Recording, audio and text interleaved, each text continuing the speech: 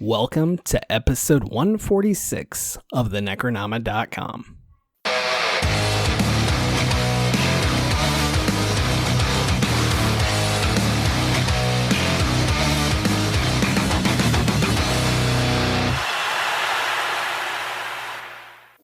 I am James Sabata, horror author, screenwriter, co-host of the podcast you're listening to right now, and I loved Betty White, so happy 100th birthday, Betty. These two, my co-host Don and our guest today, Thomas Brungardt, have been fighting nonstop since we logged in today. One loved this movie, one hated it, but these two just like jumping on each other and causing issues. So this is going to be a crazy-ass episode, and I hope you enjoy it. With that said, I'm rooting for the crocodile. I hope he eats both of my friends. And I am Don Guillory, author, historian, educator, co-host of this podcast. And I think this whole episode is just going to be a crock of shit. So, whatever. All right. So joining us today, Thomas Brungardt is back for the 499th time. Congratulations, Thomas. Wait, did he bring his card to get stamped? I was going to say one more time and I get a free sandwich, right? No. We're We're going to take you to Cracker Barrel. Wow, Oh, that's exceedingly racist, and I'm glad you're setting the tone for that right now. So, Thomas, Hi, for anyone James. who's never listened to our show before, or like only listens to every other episode so they've missed you, why don't you tell our listeners a bit about yourself? Yeah, I think you've described me as the funny or die guy. I got a lot of funny videos online, and I got some music on Spotify, kind of, a lot of stuff here and there, but really the one thing I enjoy doing is coming on here and talking to you guys. So thank you for having me back. And you've made a real career out of it. It's great. I have. It's yielded no money, which is perfect. Oh, Look, I'm well, always happy to geez. have you here, man. Despite what James would say, I'm always happy to have you on. Always happy to talk to you. I love you, Thomas. Wow. All right. So, this is normally where I'd say, why'd you pick this? But, you sent me a list of like 205 movies, and I was like, oh, let's do Lake Placid because I love Betty White, and I figured I'm going to watch it anyway, so why not? Yeah, so instead, what do you love about this movie, Thomas? Well, so, I remember it being better. I rewatched it and I rewatched it at 2 times the speed. It's the fastest that YouTube would let me rewatch this movie. And it even felt long at double time. I don't know. I was doing notes, and instead of writing Lake Placid, I just wrote Lake Flaccid because I was so uninspired by this movie. Wow, we are on polar opposites. This is going to be so much fun. What do I like about it? I like that Mariska Hargitay is in it for like 2 minutes. I love Betty White. I love that it's written by the guy who wrote The Practice and Ally McBeal, and it's so bad. I like the terrible CGI. I like that it's like just shitty Jaws. Like, we could talk at length about how it is just a shitty version of Jaws. But I enjoy a waterborne creature movie, and I also enjoy how nonsensical it is that it's just a fucking crocodile in North America, in Maine. But we can get into all of this. What do you, Don? What do you like? It sounds like this is your favorite movie of all time. It's not, but I liked the movie. Let me give you a little bit of backstory on this, or at least my experience with this movie. Well, first things first. Myself and the rest of Black social media would like to wish Betty White a happy 100th birthday, because as far as we're concerned, she made it to 100. Gave us Golden Girls, gave us some great laughs, gave us great entertainment over the years, and has a masterful performance in this film. I loved rewatching it just for Betty White. I had completely forgotten that Bridget Fonda and was Oliver Platt was in this. I forgot everybody else who was in this movie, including Mad Eye Moody was in this movie. I forgot everyone else who was in here except for Betty White until I rewatched it. But the backstory on me watching this film, I was a sophomore in college or junior in college, and I'd gotten a job at a movie theater. And one of the best things about being, working in a movie theater is being able to see the movies, a week early, or, at least a few days early, and you get to rewatch the movie for free as much as you want. So I probably saw this movie 2 or 3 times in the theater, including the screening night. And I loved it because it was just stupid. It was a stupid, it was a stupid creature feature. There was nothing about it that made sense. There was nothing about it that was the lines themselves, the dialogue was horrible. Like, it is what I would liken to, a cheesy B movie, but with a good budget. So for me, watching it in the movie theater with my coworkers was fun. Going to see people's reaction when Betty White has her great lines in this film definitely endeared me to this movie. Now, by no means is this a movie where I'm like, oh my God, this is the greatest creature feature of all time. This is the greatest crocodile movie of all time. It's definitely better than Crocodile Dundee. I will say that. But it's not a movie that I would look at and say like, oh, like some people, I had to put it on 2 times speed just to get it over with. It's an 82-minute movie. Plus, I had fun rewatching it because I got my daughter to watch it, and we'll get to her commentary about this. But it was fun watching it with a kid and seeing it with somebody who's seeing it for the first time. And it made me think back to when I first saw this film, and even first saw the trailers for this movie. James, excellent. What? No, I was going to say, what were your thoughts on it? I'm just here for 3 lines. So, I mean, I'm here for, if I had a dick, this is where I tell you to suck it. I'm here for, I'm rooting for the crocodile. I hope he eats your friends whole. And then at the end, whatever she says when she's feeding him, what is it, like cute little buttons? That's why I'm here. Oh, come on, nibble mommy's toes. I will tell you straight out, Thomas, no matter what you thought, this has to be top 3 best crocodile wears a helicopter movies ever. Top 3. I would agree with that. It's the best like animal helicopter footage since Operation Dumbo Drop. That's for sure. Wow. Don, I wanted to counter your well wishes for Betty White's 100th birthday with just me saying good riddance, because she is the true monster of this movie. You know what? First off, this is good. You know what, James? She has blood on her hands, Don. All the stuff I said about Thomas, I loving having Thomas on here. You know, he's banned. He's banned from the show from now on. Fuck him. She is not a monster. She is not the monster. You know who the monsters are? That fucking sheriff and the paleontologist and that shitty game and fishing game guy, and then Mr. Crocodile Hunter himself. Whatever his name is, Sear. Hector? Yeah, Hector Sear. Nothing wrong with that guy. He was great.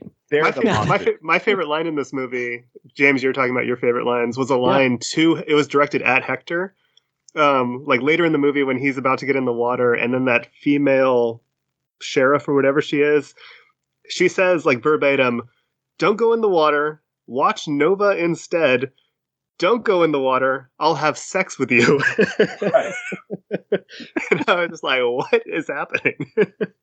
There's a lot of really questionable dialogue in this film.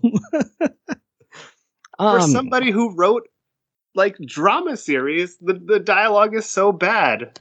Well, and we talk about this about some other films, but there's films where things are really bad, but the actors lean into it so heavily that you kind of roll with it, right? And this movie feels like so many people were just dialing it in for the paycheck, like not trying at all. Like there's no chemistry between Fonda and Pullman, and yet there's this crazy forced love story for some fucking reason, because there didn't need to be. No, not and at then like, I think Oliver Platt was fine with his lines, but what's Mad Eye's real name? Gleason. Is that the sheriff? Yeah. I just wrote down Officer Fuckmeat because that's what Betty White called him. Oh, yeah. Well, okay. So Officer Fuckmeat. Okay, so I'm here for 4 lines. Anyway, so Officer Fuckmeat, like, it puts no effort into his dialogue, and it just pulls me out instantly whenever he talks, and I feel like it didn't need to. And I'm not saying this would have ever been amazing, but I've seen a lot of shittier creature features that are more fun because the actors pull through. So, my answer to how I felt about this overall, I liked it better than the first time I saw it.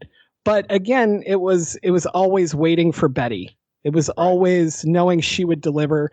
And then I actually enjoy Oliver Platt in this, so a lot of his stuff as well. Like, I don't remember all of his lines, but like when he tells the sheriff guy and he's like, "Hey, I know your family probably won't tell you this, but you're fat."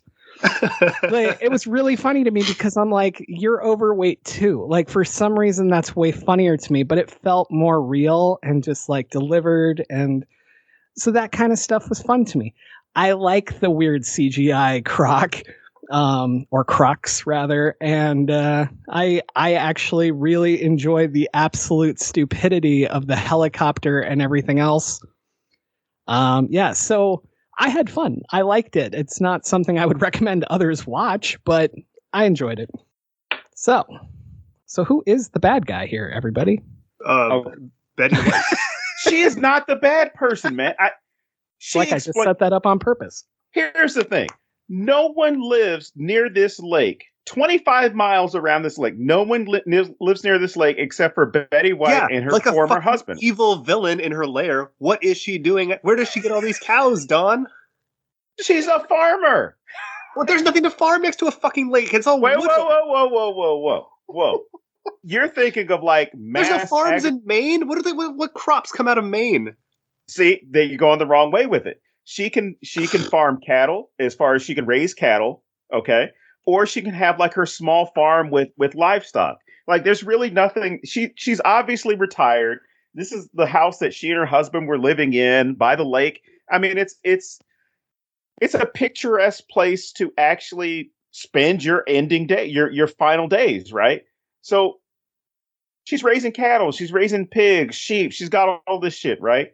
So it's not one of those things of she's doing it for, I don't know, anything more than maybe milk. I'm assuming they're probably dairy cows that she has. And I'm sure she's probably one of those people who goes to the farmer's market and says, "Hey, I've got your raw, non-homogenized, non-pasteurized milk. Come and get it, you fucking hippies." You know, I'm sure that's what she's doing. She's probably selling stuff like that. She may sell a cow every now and then to Don, what the fuck are you talking about? She killed her fucking husband. She did not kill her husband. We only have one side of the story, Don. Look, I'm taking Betty White's perspective from out of this, right?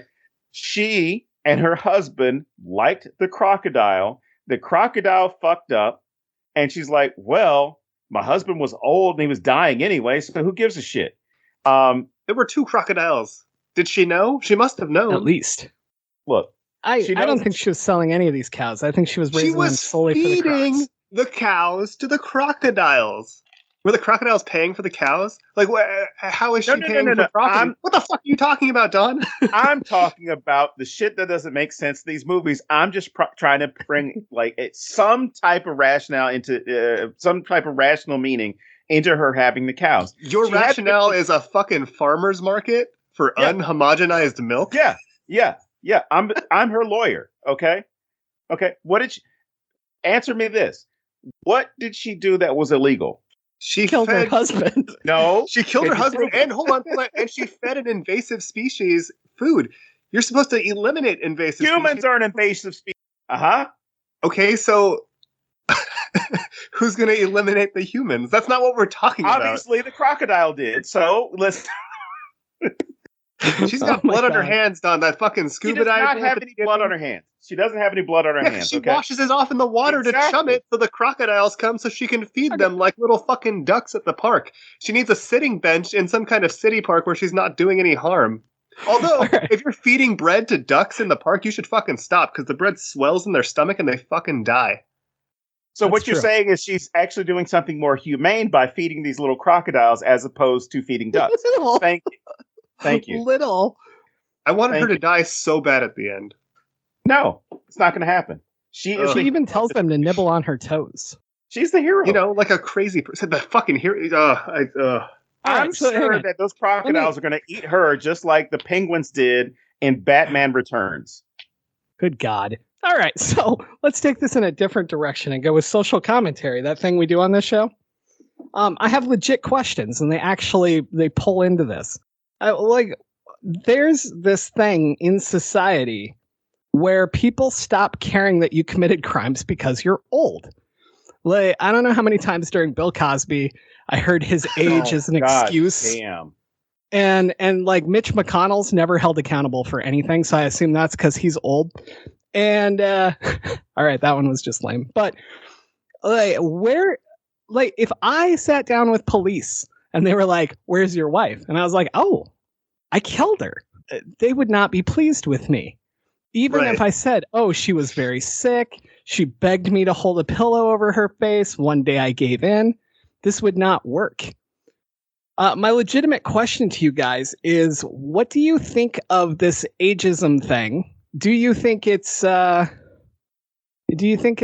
bad as, like, I don't know, I personally feel like it is, where it becomes an excuse and just basically like where is that line? Like, what is the age where I can just start committing crimes and nobody's going to give a shit? 80. Okay, since Thomas hates old people so much, I'm going to go first. First of all, Don, you're correct. I do hate old people. Continue. Well, here's what it is.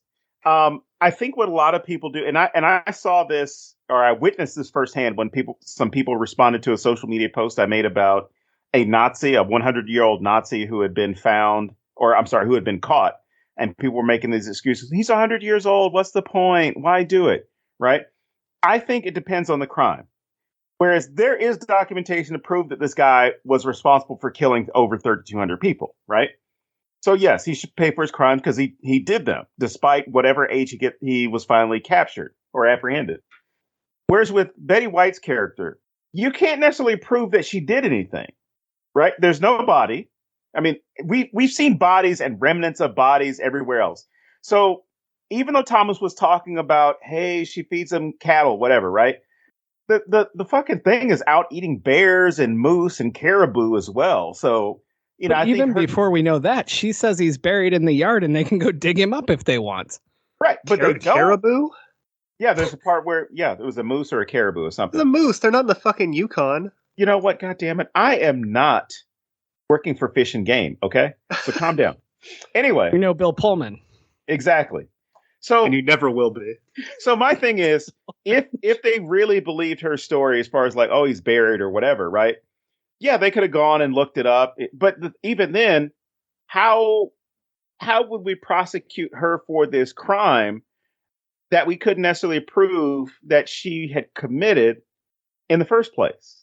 If this is something where it's an animal, it's a wild animal that they're obviously trying to catch or kill, to prevent it from killing anybody else, when the simplest solution is we just won't fucking go out there. There's nobody that lives around here. It's not like it's a bear that wandered into a neighborhood and killed like 20 people, or a mountain lion or anything like that. It's a crocodile that, yes, is not native to that area, but has been living there unbothered for God knows how long. But in answer to your question, James, I think it depends on the crime, depends on the circumstances, depends on the necessity of even prosecuting the crime. Because in a lot of cases, yeah, people do look at old people and figure like, who the fuck cares? Like, what's the point of me locking up an 80-year-old woman or a 90-year-old woman for shoplifting or killing, their husband or something? Because we've had examples of that where a husband or a wife asked their spouse to kill them, and that in a lot of cases they got sympathy from a jury and were acquitted. What about you, Thomas? Do you know the age where I can commit crimes? Yeah, I have two things to say. One, 80. 80 is the age you can start killing people. And I say that because people after the age of 80 and children under the age of 10, they get the same leniency when it comes to crimes. Because like, oh, they're a kid, they don't know any better. Or they're an old person, they don't know any better. Because the human brain starts to devolve, in later years at that age. So by the time you die, you're no more independent or functional as you were when you were 4. So I think that's where that comes from, where, oh, it's, this little old lady doesn't know what she's doing because her brain has deteriorated in a certain way, or at least that's how we perceive the situation. I think a lot of older people still get prosecuted, but it's not as, I don't know. I think they're more likely to take a plea bargain or something. And the other thing, Don, I can't believe how wrong you are today.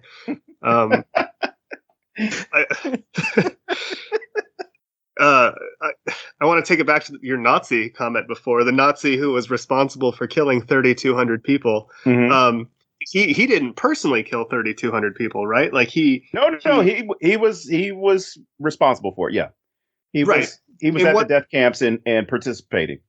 Was he like a supervisor? They had or documentation to prove that he had actually killed. So he he was training people and he was having people commit crimes, right? Like that's what he was doing himself. Yeah. Right. So in the same sense that Betty White was giving the crocodile the necessary means to survive and later attack people as she killed her husband as well. So she's no better than the Nazi from the death camp, right? Wow. Like that is not even the same thing. Let me take it back even further. This is an allegory for God creating man. Now let me explain why I'm saying that. God created man in his image, so the story goes. And he gave man the choice to be flawed, right? He can make the right decision, he can make the bad decision, but the point is it's out of God's hands. It's a cop-out, he washes his hands of it. He's like, hey, I gave that guy a choice. But he also gave them all of the means to do terrible things. The same way that Betty White has given this crocodile all of the means to do the terrible things the crocodile goes on to do. She's no better than a Nazi. She's no better than God. All of her excuses are a cop-out. She's the biggest monster in movie history. Again, you're wrong, sir. Erroneous on both counts. You gotta separate your boyish love of Betty White from her character. She's not herself in the movie, Don. This isn't a documentary. Anyway, regardless of that, I would still look at this. If I'm looking at this from the outside, you report this as like a Facebook news story, or comes through my Twitter feed, or comes on the local news, right? And you say like, oh, this married couple, this old married couple was living out in the woods, and the wife admits that an alligator, crocodile, bear, whatever happened to attack her husband, right? First thing would be, yes, question her, find out what happened, and then determine if a crime actually was committed. And I think you would have a hard time proving that a crime was committed, because then it comes down to, are you going to have all the forensic evidence there, or are you going to have to take her word or his word as to what took place? I think the problem is, one, as far as the way the story is carried in this movie, but I think the problem that you run into is, you've got a bigger priority here as far as tracking down this monster crocodile of 30 feet or bigger, to where it's not an issue of, oh, well, we need to find out what happened to this lady's husband. It's obvious that the crocodile probably killed him and ate him. I mean, just based off of what the crocodile's already done. So, yeah, we can't really do anything. So now you're profiling the crocodile? Wow, Don. She for sure 1,000% committed fraud. How so? Because her husband died. She didn't report it because she didn't want the crocodile to get blamed for it, which is bullshit. She wanted those Social Security checks. She wanted the tax breaks. She didn't report anything because it would have affected her income on her fucking dairy farm. Why are you assuming that it's in his name? It could be in her name. I don't know. Come on, man. I'm not going to get into. How do we know that her husband could have been an undocumented Canadian? Her husband was the fisherman. He was the business owner. He was out there. That's why the crocodiles were there, because they followed him home. Yeah, but she's uneducated. Her best joke was Officer Fuckmeat. It's not true. The dick joke is the best joke. Thank you. But she still lied to the police, and they call her on it. Like she says that she smothered her husband. She's committing a crime here. But they say it is. No, the Supreme Court has upheld that it is not illegal to lie to the police. It is considered when did they part uphold of your First Amendment rights. Cite your resource. Okay. Wait here. Let me pull it up. Okay. No, I legitimately want to know if it was before or after the film. But no, my point was, like, she says she smothered him. Like, it's not about the crocodile, which is what you're defending, and I don't even care because, I just like watching you two fight. But like, she says she smothered him, and then later we find out it was the croc, and they say, I could take you in right now for lying to the police, but they don't. And this goes back to my age question that I was originally asking. Like if I did that, they would follow up. If I said I had a body in the yard, they would follow up. The whole thing's odd to me. But let's go. Let's get away from this for a bit until you at least find that year for me. And I think you mean the statute, sir. Yeah, but I want to know the year that it took place. It's important. Now then, if we go back to the beginning of this and we have the whole Adam Arkin scene where Fonda's sent away because, he's been cheating on her and he needs to get rid of her for a while. And I don't know, was this scene necessary? They couldn't have just sent her? It was part of having that love story. Research, but again, which it was stupid. It was stupid. Yeah, I think that the issue was like you're pointing out. You could have easily said, "Hey, you're our top paleontologist. We need to send you out into the field because this case, whatever is calling for you." We didn't need, Mariska Hargitay has stolen your man, and now your man is now sending you away, because that adds nothing to this. I mean, it maybe adds 6 minutes to the movie, so now it's 82 minutes instead of 76. Was it that little? Because it felt so long. It felt so long. I will say I love Adam Arkin, so I was happy he had a role and I got to watch him again. But outside of that, I was like, what is the point of this? And it doesn't fuel anything throughout. It doesn't help her change as a character. It doesn't give her motivation. It's just they just set me out here to get rid of me. And that's it. That's the only time it comes up again. And it just bugged the shit out of me. I don't know.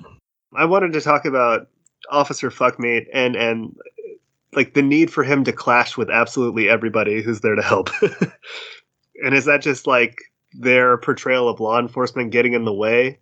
I just didn't understand the need for him to be so just angry all the time. And he's also angry over shit that doesn't matter at all. He is so insistent that a croc couldn't be up here. Why? Well, why are you so married to this? To be fair, the only good argument to that was crocodiles can swim, so they can be anywhere. But I'm just saying, why is this so life or death for him that he has to prove it? He backs it up like religious fervor. I'm telling you this is what happened. About 10 years prior to this movie started, a crocodile broke up his marriage. Okay, his wife was sleeping with a crocodile. Adam Arkin, dressed as a crocodile. Ran off with this crocodile and had half human, half crocodile babies, and he hasn't gotten over that yet. I can see how that's a problem. But even his war with Bill Pullman, if you will, you get this, I'm a real cop and you're just Parks and Rec, basically, but then it doesn't go anywhere. It's a pissing match. I mean, that's what it comes down to. He's got a ton of one-liners, yeah. It's that don't make any sense, contextually not important to the story. Oh, it's sarcastic. It's so hard to set these things, but then they don't do anything with them. Right. Where when Hector is getting in the water, I think the first time, and then he makes a comment to the officer, and the officer turns to Bridget Fonda, and he's like, "Was that a homosexual remark?" Right. What is that? This is bad writing. Very bad. I don't know. So much of this is bad writing. But okay, so let's start a new war. Don, you've mentioned, I don't know if it was off the air or on, because I can't keep track after all this, but you've told me at least that the croc wasn't bothering anybody. It's nobody around. Here we go. And that we should not be involved here. And Thomas, I believe, correct me if I'm wrong, that you think it's an invasive species and we should get rid of it, which is the same war that they're having amongst the characters, but you guys will do a better job than the writing of the movie did. So I'll tell you straight out that I feel both of these. I don't have one way or the other. If I was in the moment, I'd want to get rid of it just to be safe. But outside of that, take me through it. Whoever wants to go first. I'll let Thomas go first. It's funny. James described pregnancy the exact same way. Anyway, really fast on that note, if you're in Texas, you can have an abortion for any reason because people are invading your territory and you have a right to stand up for yourself and kill them. All right, go ahead. So, you're saying, crocodiles are not native to coastal Maine. So therefore, it's an invasive species. And we've seen what happens when invasive species enter an ecosystem that isn't suitable for that ecosystem. They take over, and then you have a situation where you have two giant crocodiles running amok and killing divers and random law enforcement people. They shouldn't be there. And they're only there because Betty White's been feeding them for 6 years. So like I think the Chazwazzers. Yes. Exactly. Like the Chazwazzers in The Simpsons or like bull sharks in Australia, you got to get rid of them. Otherwise, they're just going to take over everything. It's like your backyard. If it's overrun with weeds, you're not just going to be like, you know what? That's just how it is now. You're going to get rid of the weeds and you're going to take care of it. And these crocodiles needed to be eradicated because they're out there killing bears, which is crazy, and killing people. And it's just not right. It's not right. All right, before you go, Don, I just want to say I love this scene where the bear gets ripped into the water by the gator. All right, go. Croc. So did my daughter. She loved that scene as well. We agree on a lot of things. Me and see, Thomas is talking about taking life, right? The crocodile in that moment actually saves all of them. What? Yep, oh, yeah. Okay, but by taking a life, that bear is native to the area. The crocodile is not.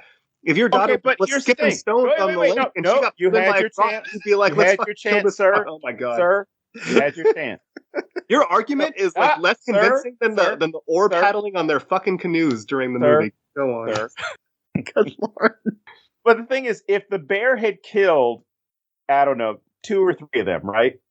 They would have made the same argument of like, oh, I mean, and it's not an invasive species. They'd have been like, oh, this big fucking grizzly killed 3 of us, so we have to kill it. We have to hunt it down because it would get away. We have to hunt it down and kill it, right? So I think this comes down to mankind versus nature, one of those old struggles that exist. And it's this idea that you have to control nature. You have to respond in some way. So for them, it's not necessarily about the fact that the crocodile's there and it's an invasive species. It's, oh shit, it killed one of us and now we have to get revenge. So I don't see it see it in any way related to it has to be about protecting nature, protecting the ecosystem. It's really about their fucking egos. And you can really see it with the sheriff because he's like, oh, I got my big fucking gun and if I see it, I'm gonna blow it up with this cannon thing. And you see this reference to the cannon like so many times, and when he finally gets to shoot it, he's like, well, how did it feel? It's like, oh, it was a little underwhelming. So it's really for them, it's all about this adventure to find this thing or to kill it or to swim with it or to fuck it or whatever they're going to do. I don't care because they're not looking at it as, oh, this is an invasive. Because there's even that point where Oliver Platt's character is like, no, we can't let them kill it. We need to trap it and put it into an aquarium. I'm like, make up your fucking mind. Do you want to swim with this thing, have sex with it, save it, kill it? What are you trying to do here, dude? I mean, you lost your helicopter because of it. You have to set a tone. You have to eradicate the animal. But none of this would have happened if they just I'm going to use black speak. If you had kept your ass out the fucking woods, none of this shit would have happened. And that's what it comes down to. If they just kept their asses out of the fucking woods, it would have been fine. The crocodile was not seeking them out. The crocodile was not hunting them. The crocodile was not looking for them. He wasn't knocking. It's like when Siegfried and Roy, right? You had that whole thing where I can't remember which one of them got attacked by the tiger. Roy got attacked. Okay, so when Roy got attacked by the tiger, he was like, oh, the tiger just went crazy. The tiger just went crazy because this lady was wearing a fur, and the tiger went crazy. And there were flashing lights, and it went crazy and attacked. And Chris Rock had a great bit about it. He said the tiger didn't go crazy. The tiger went tiger. What do you fucking expect when you take a wild animal out of its habitat? My thing is that wild animal might not be in its natural habitat, but it is in nature. It is segregated from a populace. It's 25 miles away from the nearest person other than Betty White. So it's not hurting any. Nobody's going out there to fish. Nobody's going to that lake. Nobody goes there. They were working in the lake. No. Other than the guy who's going to check on like the beaver dams, right? And at that point, that guy had entered the crocodile's world. So can you blame the crocodile for defending its territory and attacking something which shouldn't have been there? It's not his rightful territory. It's like those Japanese kamikaze pilots who like crash landed on islands during World War II and were defending it 30 years later. Like, it's not your land, no matter how much you want to defend it. I have a real world reply to what you said. Okay. All right. The film, the documentary Grizzly Man. You've seen it, yeah? Fucking that grizzly bear eats Timothy Treadwell, right? And Fish and Game go out and they kill that grizzly bear to set a precedent, to prove a point. And you know what? How many Timothy Treadwells have been eaten since then? None. It fucking works, Don. But that wasn't killing the bear. Timothy Treadwell was a dumbass for going out there. If you show me something where you could make the same argument that he got eaten and then people saw the movie Grizzly Man and like, well, fuck that. I'm not going out there. I'm going to get eaten by a bear and shit out. That would be enough for me where I would look at it and say, you know what? I'm good. I don't need to go up there. I'm good. It's fine. Nope. What if there's a farmer's market with unhomogenized bear milk? Would you go then? Look, we got to go to the farmer's market to find out exactly what type of stuff you know what? Betty White might have been a drug smuggler for all we know, you know, and that's where she's getting all the money. She's, you know what? She's probably smuggling maple syrup from Canada, because I just learned about the maple syrup mafia that exists up there. You got to get your maple syrup from Vermont. As somebody who's lived in Canada, the Vermont stuff is better. But go on. No. But the Canadian ones, they have their little mafia up there that controls it. So I'm sure she serves as like a go-between. She lets them go on her land and smuggle through. So now she's the middleman in a drug smuggling ring? I'm just saying, there's so many things. Sounds like a pretty evil fucking person to me. I don't even know what to do anymore. Let you guys have beaten this out of me. I have no idea where to go next. Can we pivot? Can I talk about why this doesn't work as a movie? Yeah, go ahead. Why not? Like I said at the top, this movie to me is shitty Jaws, right? And why is it a shitty version of Jaws? Because in Jaws, they have no dilemma about killing the shark. There's not two sides of it. They go out there with the purpose of killing the shark, right? So right away, like, you don't have to choose which side you're on. You're told which side you're on. And then you're just on the adventure with them. And the other thing is, in Jaws, you care about the characters. Like, the character building is good enough to where you want them to succeed. But this movie gives you, like, every reason in the world to dislike every single person there. Like, except Betty White, because she's so great. I don't know if we've covered that. Like, Officer Fuckmeat is terrible. Like, even Bridget Fonda is, like, overly precocious, like, all the time. And it's really off-putting. And Bill Pullman's super off. Like, every character, you're like, I want to see every one of these characters get eaten. Like, that's how I felt about every single one of them. I will be honest. I was disappointed that none of the stars got eaten. Yep. I mean, typically you would have that happen if you got Anaconda or Deep Blue Sea or The Mist or anything like that, or even The Meg for that matter. Somebody in that main cast gets eaten, or at least attacked, maimed, something. There's really nothing major that happens to any of them, other than Bridget Fonda has random heads thrown at her. But at least her hair stays perfect. That's important. Don't throw heads at me. My honest response to what you just said is that's exactly my problem with this film. You could take all the shitty dialogue in the world and have actors who don't care, and I would still like this if there was just more death. I never commit to this crocodile being a threat because it doesn't fucking do anything. And my biggest issue is actually that I think it's great that they're on opposing sides of should we kill it, should we not. But I think in a real life situation, and again, it's a movie, I get that, but like, you could be all for saving this animal, and as soon as it eats your fucking best friend, game on, kill this motherfucker. Right.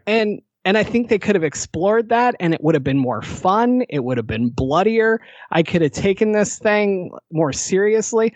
And imagine the joy of Betty White cheering when one of them is bitten in half, like tapping the police officer, like, did you fucking see that? Oh my God, that was awesome. You know, like, there's so much good stuff that could have come out of this. And instead they were like, look at this absolutely not terrifying creature that doesn't do anything, no matter how much you swim, no matter how much you do this. Like, they're fucking swimming out to the helicopter, and the advice is go underwater. This is the worst advice I've ever seen in a horror film. Take yourself completely out of your own environment and give the killer as much of an advantage as possible. What?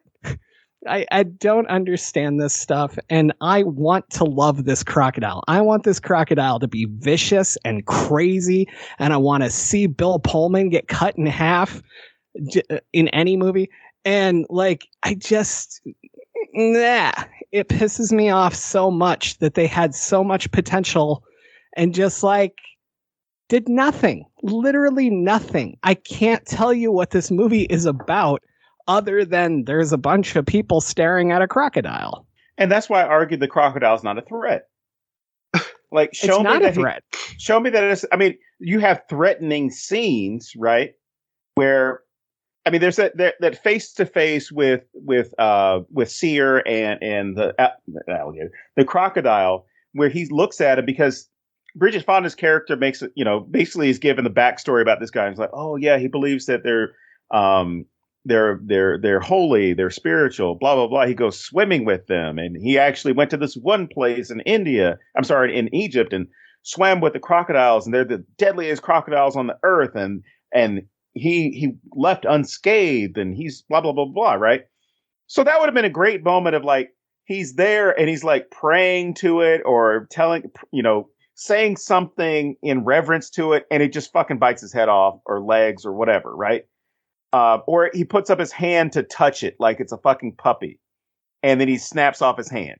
Like, there would have been so many great things where you're like, that would be great for comedic purposes, but then also to pull away from this whole thing of, oh, I believe that these things are great creatures and they're holy and they're divine and blah blah blah blah.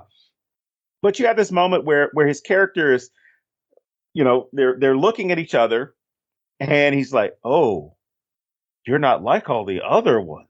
And that's when it immediately turns into like, we should have a little bit more tension here, but it's lost. And he just goes and swims toward the helicopter, and he tries to get away. But of course, we have our wonderful sheriff's deputy had already offered sex to him to get out of the water, which at that point, it was a shitty line. It was a shitty line that was delivered. But I mean, I was like, I didn't know Joss Whedon even worked on this. Wow.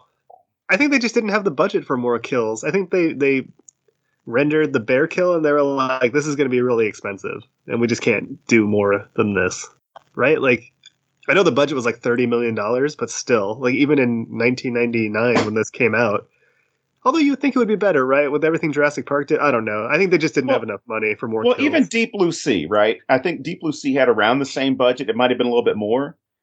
Their kills were better with the sharks. Well, because that's like the greatest movie ever made. I love how Deep Blue Sea comes up every single time. That I didn't even bring it up this time. I know. No, I brought it up.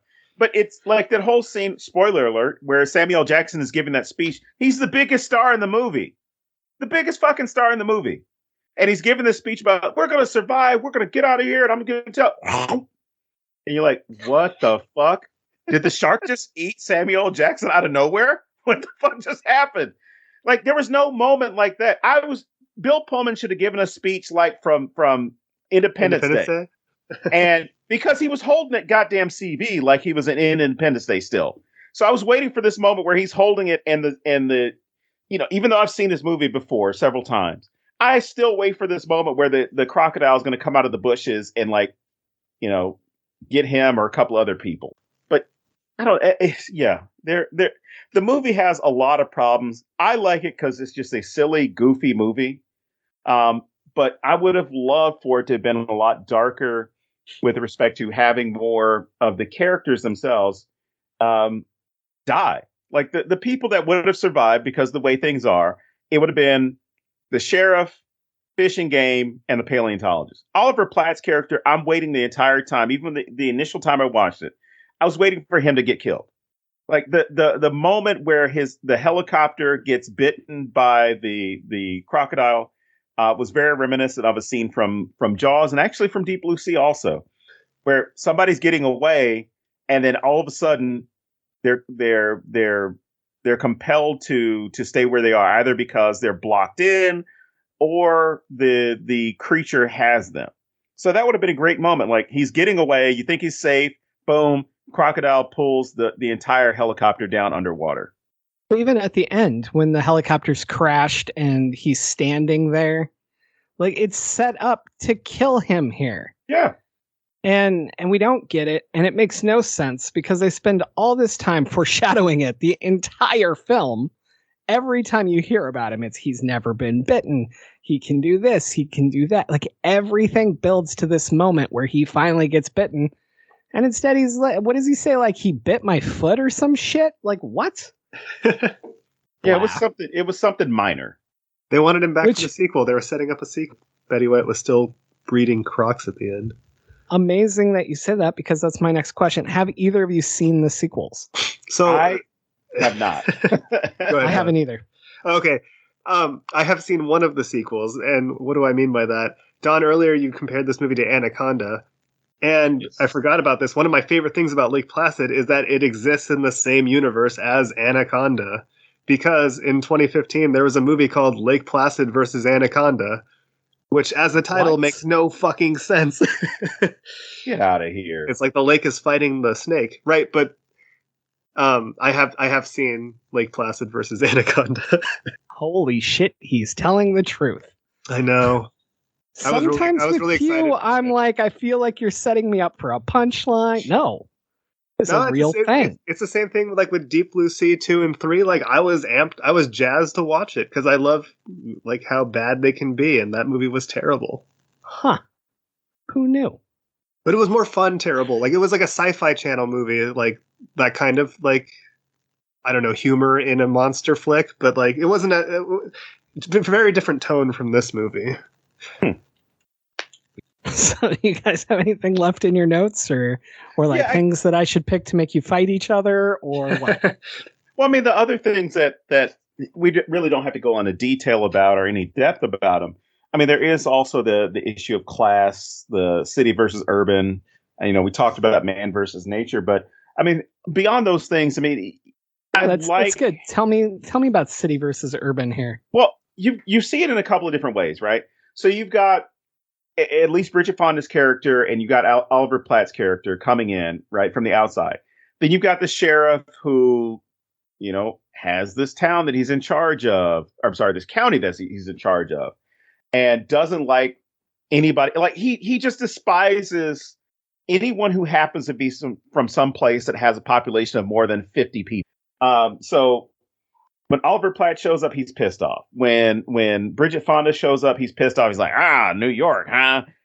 It seems as though he's just like, he's that asshole sheriff that if he sees your tags, he's going to pull you over just because you got out-of-state tags or a nice car or something. Like, where are you going? I'm like, well, I came here for the leaf festival. I'm here to see the leaves change or whatever the hell you happen to be doing, right?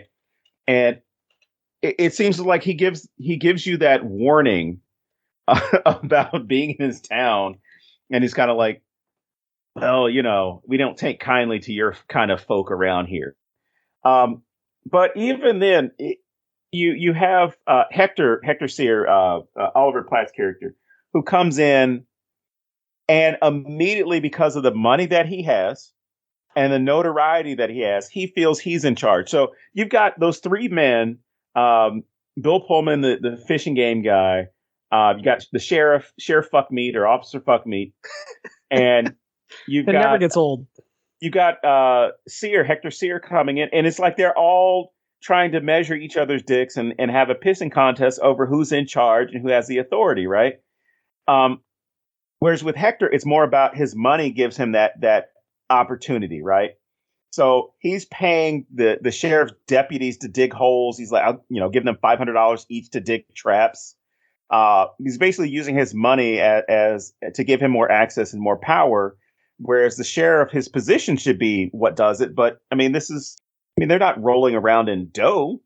But even then, he has these moments where he even tells like the sheriff who's like, look, my parents had a lot of money, so that means that I had a lot of karate classes. And what did he say? It was like a brown belt or a brown belt, yes, because I thought it was great that he wasn't a black belt. Yeah, so I have a brown belt. And just that idea, that bravado, that attitude, that ego gets checked for each of them. Like his gets checked when he gets punched in the face. And that one line where it's like, he was supposed to say go. You're supposed to say go. In karate, you say go. And I'm like, you see how these people are working in different worlds. And when their worlds do collide, like how they have to deal with each other. And this is when I feel like, at least Bridget Fonda's character, I feel like there are too many people. It should have been 3 people instead of 4. Maybe it could have just been the sheriff and she happened to be the fish and game person. Or you had... That would certainly make more sense. Yeah. And then, maybe you sent the tooth off to somebody that who's a paleontologist, and they come back and say, I've never seen anything like this. This is crazy. This is, really old, whatever. And then you realize, oh, shit, it's a big-ass crocodile that's here. I mean, there's so many problems with this movie. But again, I like the movie because it's fun and it's stupid. Hey, Don, do you know how I know you're from the city? Oh, man. Because you thought Betty White's house looked like a fucking farm. I didn't... God damn it. I said she was farming. I didn't... God, you know what? I know it's a fucking cabin, you dickhead. I hate you. My. I hate you so much. Can I ask you guys about animal cruelty in film? Sure. Like the production of film, because that cow was fucking flying from a helicopter for a long time. And half in the water. Yes. They were steeping it like tea, like Bridget Fonda said, which was her best line in the whole movie. And the most honest, yes. They couldn't really like do that today, right? Like that seems like a little too far, especially those like long aerial shots of them just fucking flying the cow from Betty White's house. Like that's not. I don't know. I felt uneasy about it. Yeah, I don't know. It was weird. I was like, for as much stuff as you CGI'd on here, right? The cow. I don't know. That's just I just had that thought. It's not important. And the only other thing I have written was there was a scene where they were looking for Hector and he was swimming, and I think Officer Fuckmeat said, "Oh, he's off backstroking with dragons," which I thought was hilarious. So I'm going to make you guys backstroking with dragon shirts. Sweet. Yeah. Yeah. The local humane organization was on set, and a live cow was actually lifted in a colic sling, which I mean is obvious compared to the CGI, but like Jurassic Park with the rats. I guess at least they had a local humane organization on set, but it seemed very, I don't know, it was really uncomfortable. That's the only way I can put it. Yeah. Crocodiles don't want to be fed, they want to hunt. I thought those clearly, because he didn't go for it. They're both dinosaurs, Don. I know, god damn it.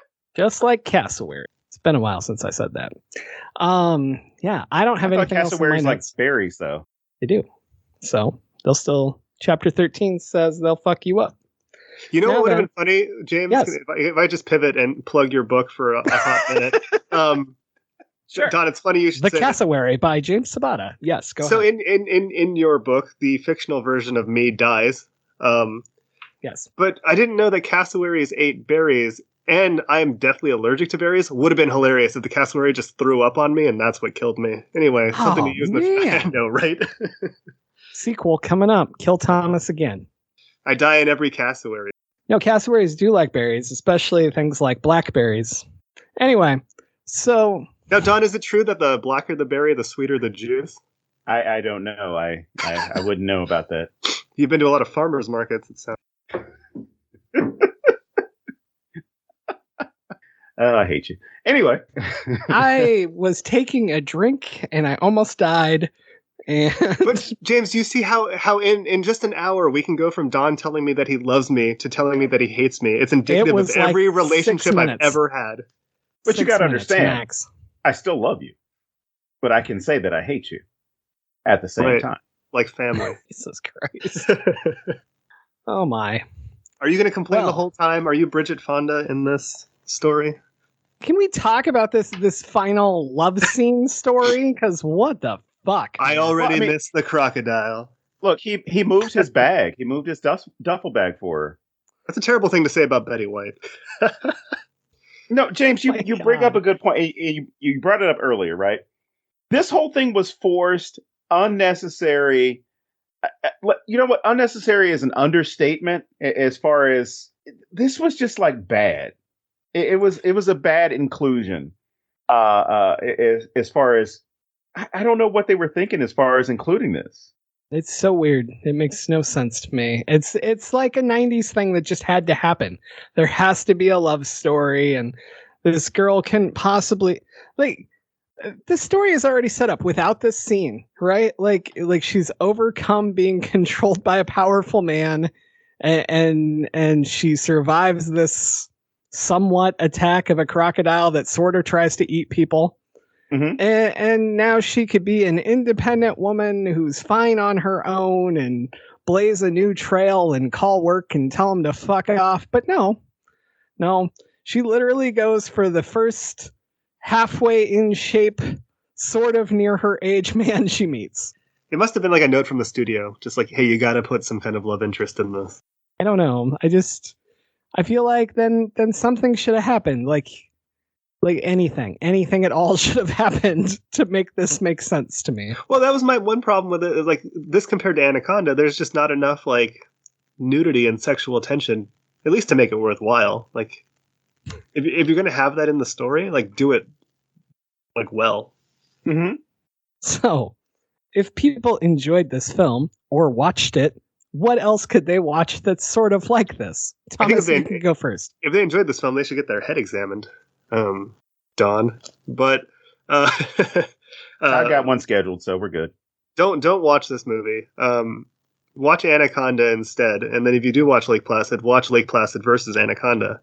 And then as far as like gator movies go, that movie Crawl that came out last year, the year before, wasn't too bad. Great. It was a pretty good movie. I liked it. Yeah, it's a better movie than Lake Placid. So check out Crawl. What about you guys? Let's see. What would I show with this? You know what? I'm going to go with Deep Blue Sea just because I feel like the CGI quality is about the same, where it's good for the time, or sort of good for the time, you know, and better kills in Deep Blue Sea though. Definitely better kills, but I also think they both kind of have like the same sort of fun things that we like the things that we liked about this movie. There's a lot of similar stuff in that, so I'm going to go with that. And they don't push a love story in that movie, because they could have with Tom Jane and Saffron Burrows, but the real love story is LL Cool J and his bird. I was going to say LL Cool J and life. Okay, well, he gets to live.